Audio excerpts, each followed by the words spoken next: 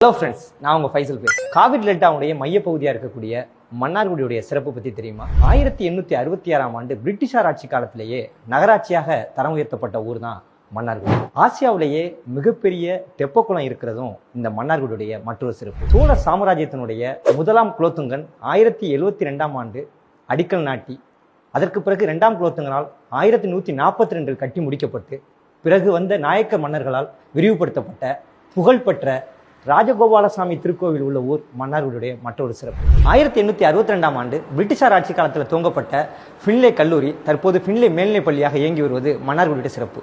தமிழ் மொழி செம்மொழி ஆவதற்காக பங்காற்றிய திரு தேவநேய பாவாணர் பணி செய்த கல்லூரி தான் அந்த ஃபின்லே கல்லூரி. 1899ஆம் ஆண்டு துவங்கப்பட்டு 125 ஆண்டுகளுக்கு மேலாக கல்வி சேவையில் பங்காற்றி வரக்கூடிய பழமை வாய்ந்த தேசிய மேல்நிலை பள்ளி இருக்கக்கூடிய ஊர் தான் மன்னார்குடி.